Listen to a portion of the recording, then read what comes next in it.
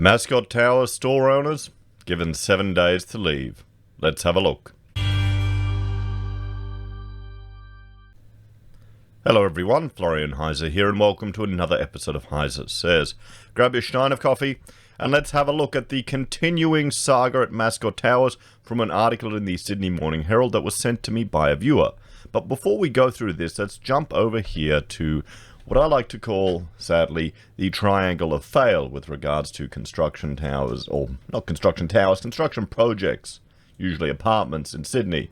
You've got Mascot Towers at the south, we've got Zetland at the northeast, and Sugar Cube finishing it off at the northwest. This is an area that I would not be shocked at all if we see similar issues materialize. One thing you have to realize is just underneath all of this used to be a lot of industrial development back in the day. So you've got toxic water going all the way down to Botany Bay. And Mascot Towers, well, it's now infamous, sadly, for all the people that have bought in there. And let's have a look. One thing that's interesting that I...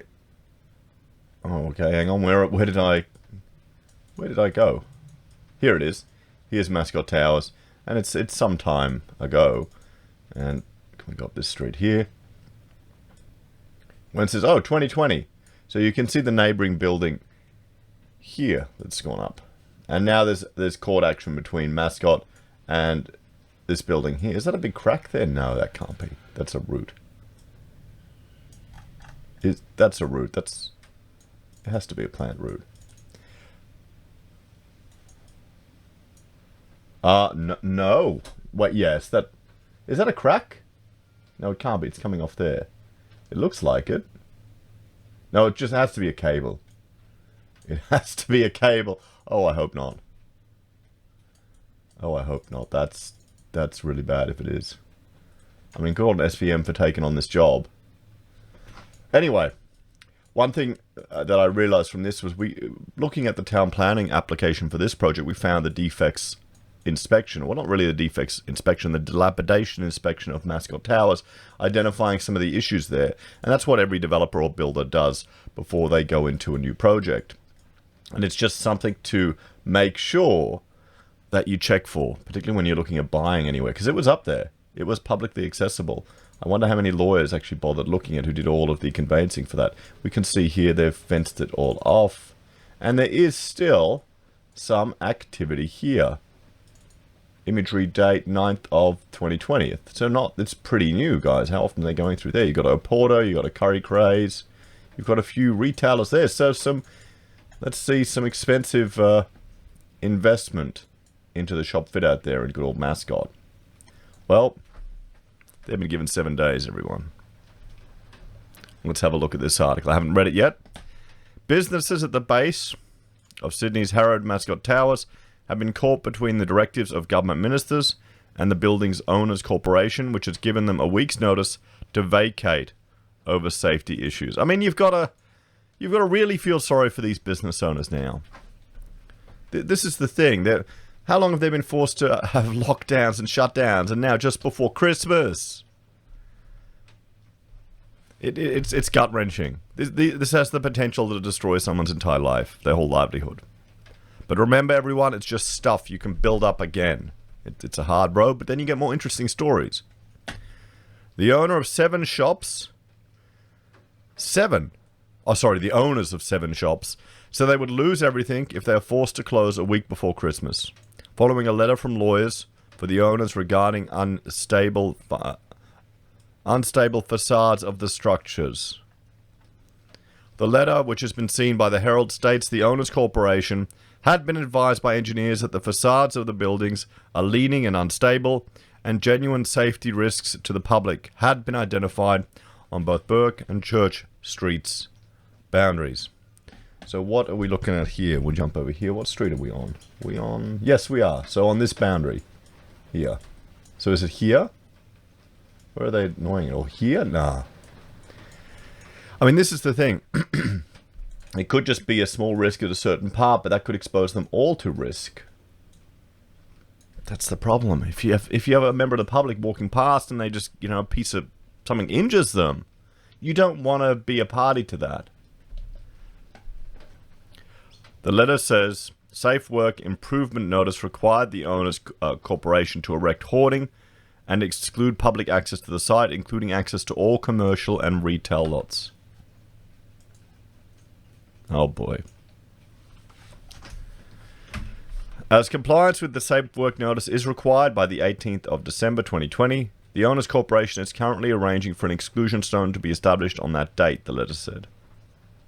You should assume that as and from the 18th of December, your lot will no longer be accessible. Owner, occupiers, and tenants will not be able to trade from the lot for an indefinite period of time from this date. Well, then they should have recourse. But then again, you know, this whole thing is just a complete mess. This whole project is a complete disaster, everyone. It is a complete and utter disaster. From the people in these apartments to the people in these shops. We're just lucky. That's the thing. This could be much worse if we had loss of life. You've got to look at it in that perspective. It's only stuff people are losing. It happens all the time. Yeah. Could be much worse, everyone. The improvement notice attached to the letter does not specifically mention the need to evacuate, but states people may be injured by falling bricks and rubble, and says an exclusion zone is one of multiple solutions to the problem. Well, yeah, of course, you can understand why the body corporate is going to do that. What happens? Imagine if a family was walking along the street and a little girl, you know, you're holding hands with the daddy, a chunk of concrete. Got her. I know that's the first sad image that went to me, because I was woken up by my little 3-year-olds climbing all over me, not letting me enjoy the review of Cyberpunk 2077 from Worth a Buy that I've been waiting for, but still. Ward Melick, a co-owner of an IGA store, an attached cafe and bottle shop in the Mascot Towers complex, said it would be impossible to move the business's assets and stock in 6 days. There's no way you can just go and find a place overnight and re-establish your business, he said. A week before Christmas, that's 70 people out of work. But a spokesperson for the New South Wales Minister for Better Regulation, Kevin Anderson, said the improvement notice didn't require any retailers to close. There's a range of measures that can be implemented that will ensure compliance, the spokesperson said, adding Safe Work was working with the owner's corporation and the businesses to ensure the safest of workers and patrons could continue safe operations for the retail premises. Here's the thing. Doesn't matter. What if they built a whole bunch of hoarding here right to the street edge to protect from any falling items? They could do that. All along. Could you imagine? I mean, there'd be a huge cost associated with it, but could you imagine, would anyone even want to go to those shops? If this is all coming out in the media, if now there's a potential risk of facade damage, would you risk going under the hoarding to go there? I don't think you would. I don't think you would. This is just compounding one thing upon another. This building is just going to have a reputation for a long time. I mean, would any of you shop there, guys? Would you risk it? When you can go somewhere else, there's plenty of other options you can go to. Unless travel is so hard around Sydney. The owners of Mascot Tower are seeking several $1 million in damages from the developer of a neighbouring building they allege is responsible for major cracks appearing in the apartment complex they were forced to evacuate in June 2019. And a hearing scheduled in the New South Wales Supreme Court last week. The owners' corporation alleges in court documents that deep excavation for the Peak Towers basement car park led to the foundations of its building being compromised and unable to support the loads bearing down on it. But the construction group, Allen Developments, has previously claimed Mascot Towers was plagued by structural damage before they started work. The evacuation of residents from Mascot and severe cracking in the Opal Tower at Sydney Olympic Parks sparked a New South Wales parliamentary inquiry into building standards and led the government to appoint a building commissioner. So, safety theatre. Honestly. We'll see if it actually if it actually turns into anything. I mean, there's the thing, guys. I've gone through the report that they did. You know, I'll bring that up, guys. I keep getting, what is it? The Shergold Weir report. Hang on, let me do this. There we go. I've literally gone through the entire report, everyone. The Shergold Weir report, all of their recommendations. And this report is old. It's already been out there before any of these buildings were constructed. So the government already knew the problems in the construction industry. They were highlighted. They were put out to the public. Politicians were informed. This is now a point of confidence. See, this is why I'm surprised apartments are still getting bought, to be honest.